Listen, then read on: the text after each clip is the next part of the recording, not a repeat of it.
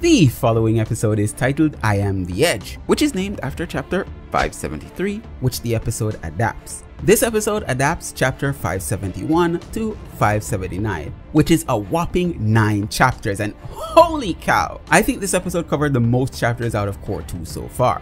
Yachiru goes ham on the Stern Ritter that appeared, but the worst Stern Ritter of all shows up and schools her. Not to worry, Kenpachi's here to save the day and he takes on Gremmy in the best fight of the season. Let's see what's been adapted and what had a meteor dropped on it. Chapter 571, titled A Devilish Perspective, begins with Yachiru having a bruise on her face and neither her nor Isane can guess where it came from. But it seems that it's this guy's power. He is Stern Ritter V, Vanishing Point. As he introduces himself, he gets punched in the face and then vanishes like his namesake and hits Yachiru with a counter on her shoulder. Or is that her neck? He then explains his power all the while cutting Yachiru. With that, our episode would begin. All in all, we would skip 8 panels and we're off to a great start. When the episode resumes, Stern Ritter V and Yachiru would face off. He would try to reintroduce himself but gets hit every time. Yachiru has had enough though, and she goes for her sword. We skip these 2 panels. When she releases her sword beasts and attack, this would be the end of the chapter. Chapter 572, titled The Blast, begins with Yachiru cheering with her sword beasts. Kind of cute but very off-settling, isn't it? Isane comments on how strange her sword is in that it doesn't seem to be a normal shikai at all. And now Stern Ritter V is cowering for his life. She did think that she cut him in 2, but then his shoulder gets gouged out in an instant.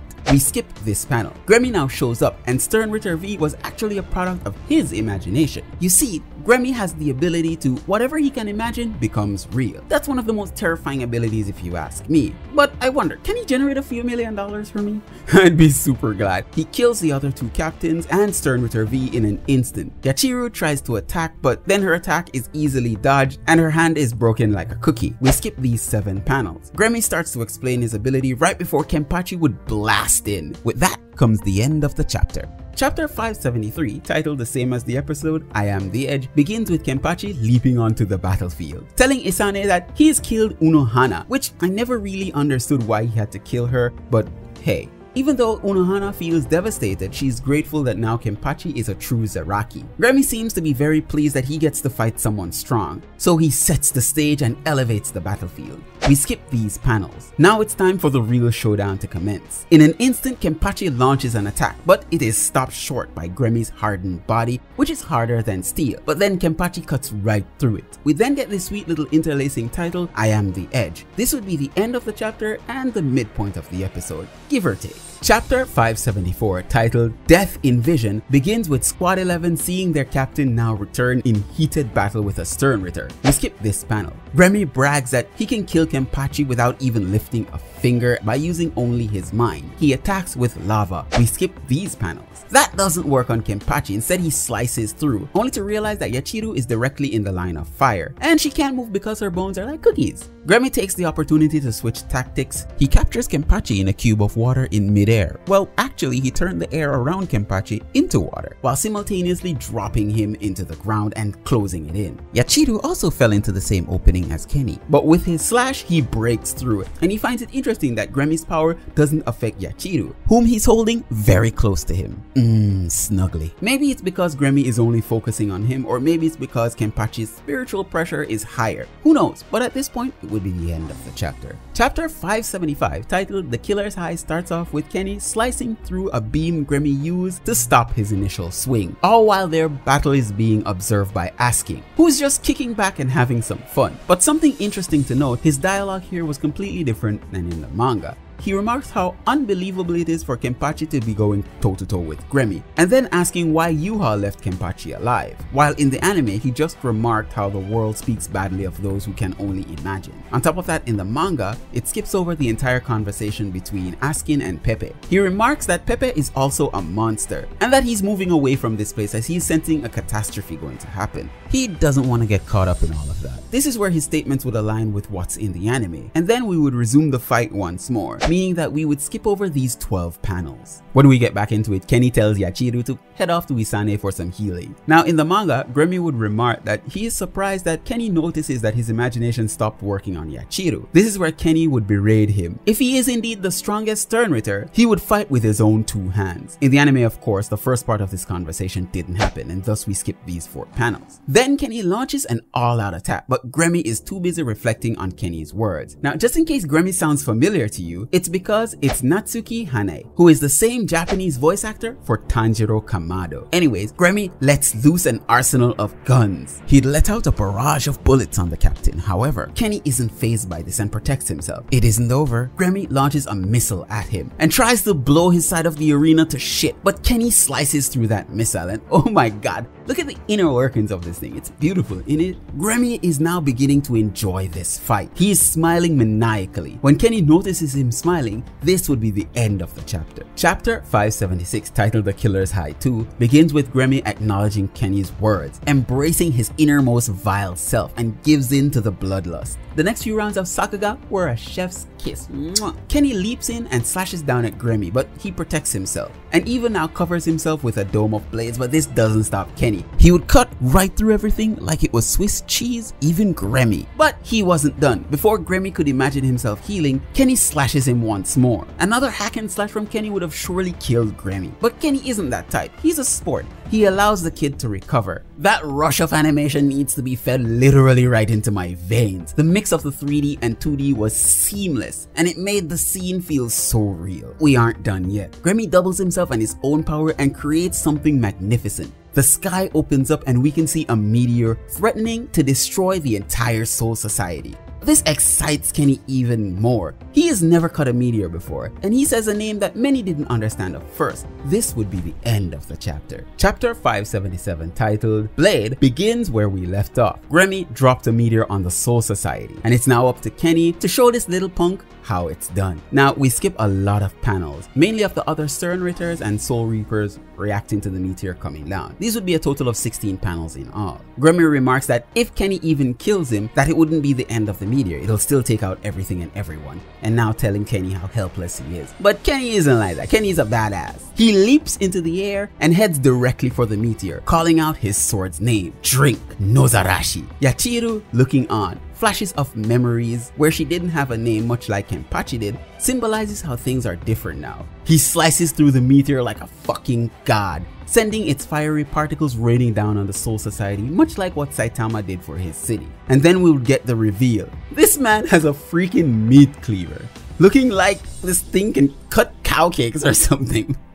It's laying on his shoulder like a real badass, like it's nothing. Kenny is like the coolest freaking thing that I've ever seen. This would be the end of the chapter, and I'm totally nerding out. Chapter 578, titled Undead 5, begins with Gremmy not being able to believe his eyeballs. Kenny sliced the meteor in 2, so he decides this time he's going to multiply himself even more and summon space. Literally, this burns the captain's eye out and burns his skin, but Kenny ain't with them games. He literally cuts through space, splitting Gremmy in 2. But Gremmy also pulled an Uno reverse once more and turned his bodies into bombs, which he grabbed Kenpachi and exploded. But that isn't enough to stop this behemoth. He breathes smoke like a leviathan. You can't beat this monster that easy, Gremmy. Though this whole battle seems to be taking a toll on the captain's body as he's all scorched. Gremmy goes ape shit and tries to turn his body into the ultimate weapon, basically matching Kenpachi's strength, but this is far beyond what his imagination can do, and it's not strong enough to support his body, so it breaks and falls to the ground. The winner has been decided. This would be the end of the episode and the end of the chapter, but there's more. Chapter 579, titled The Undead 6, starts out with Kenpachi looking on the now dying Gremmy. In his dying moments, he lets Kenpachi know that he wasn't wrong. It's just that he couldn't comprehend what type of body that could withstand Kenpachi's power. So it broke. It would be revealed that Gremmy was just a braid. And that does have a lot of implications on it. We really don't get any answers into his backstory, but then he would fade away and Kenpachi would be just standing there as he does. This would be the end of the entire episode and the chapter would continue, but that will be for next episode because this is only 9 of the 17 pages for this chapter. So now that we've completed the anime versus manga breakdown, it's time for us to look at the animation. and primarily for this episode we'll be looking at two sequences: the zoom in of Kenpachi's face and then his subsequent launch and destruction of the meteor. So let's start off with this captivating scene. In my own words, animation is a realm dominated by frame rate and impact frames, more or less. This demands a careful balance of technical prowess and artistic finesse. Frame rate is the heartbeat of animation. This denotes the number of frames constituting each second of motion. For me personally, I like to use the frame rates of 23.976 or 29.976, which means for every 1 second there are 23 frames. An animation can be done on 1s, 2s, and 3s. This is exactly what it sounds like. With 1s, for every 1 frame there is movement. With 2s, for every 2 frames there is movement. And for 3s, for every 3 frames there is movement, so on and so forth. So if you consider this, an animation episode spans 23 to 24 minutes, translating to a staggering 30,000 to 36,000 frames based on the studio's preference.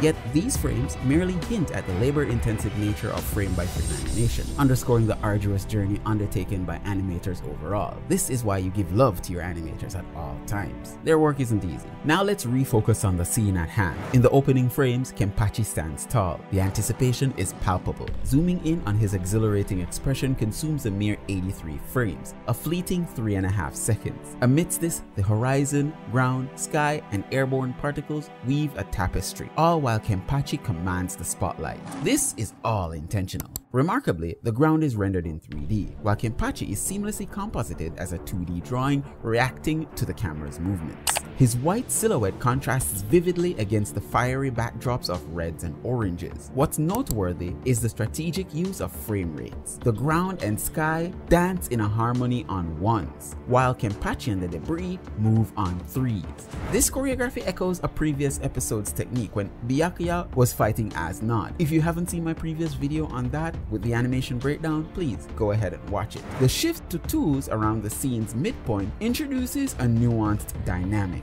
enhancing the scene's visual impact. What really sells it is the camera's movement. Transitioning to the pivotal moment where Kenpachi gets ready and hurtles towards the meteor, impact frames now come into the fore. As his blade meets the ground, there's a deliberate pause and camera shake. The debris and his clothes are all animated on 1s. The subsequent launch, characterized by his speed and the blade's weight, employs striking 2D camera streaks to convey his breakneck velocity, only to be followed by the camera 11 frames later. The complexity is amplified when the juxtaposition Kenpachi against the meteor. The falling rock is animated on 1s, underscoring its colossal scale, while Kenpachi moves on 2s, revealing a deliberate narrative choice. The subsequent meteoric collision showcases meticulous detailing, especially in Kenpachi's transformation into a child, detailed by directional lines, creating the essence of his dual nature, the child within relishing the ongoing battle. This is animated seamlessly on 2s. This metamorphosis is a testament to the artistry embedded in each frame, and I can't sing praises enough.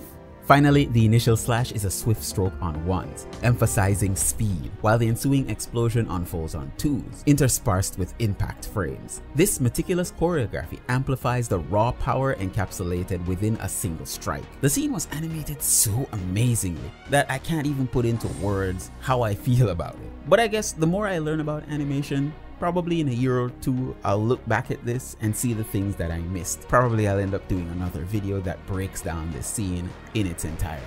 But for now, we can move on to the comparison of anime and manga. What a stellar episode, one of the best in the series, and shows that Kubo's still got it. I still can't sing enough praises. That was also my first attempt at breaking down animation, and I know it was kind of all over the place and I tried to sound a little bit too smart for my own damn good. Trust me, as I go on, I'll be getting better and better at this. I promise you, next video will be a super banger. But this video is really long and it needs to come to an end, so let's get to the numbers. Bleach, The 1,000-Year Blood War, episode 20, I Am the Edge, covered 9 manga chapters. Each chapter would have an average of 16 pages, all adding up to 142. Each of these pages would have an average of 57 panels, adding up to 518, with 56 of those being unique or not adapted. This means that only 462 panels were adapted, meaning out of all 9 chapters, only 89.19% were covered, which means it's the lowest in the series so far. One of my favorite episodes has now come to an end, and wanted to know what your comments are on all of this, especially my breakdown on the animation section. It'll really help me to, you know, hone in on what's important. So let me know and leave me a like and sub, or else I'll leave this spider in your bed. Don't mess with me. I will. I've been your host, Kyle. Thank you. Peace out and stay safe out there, V Nation. Bye.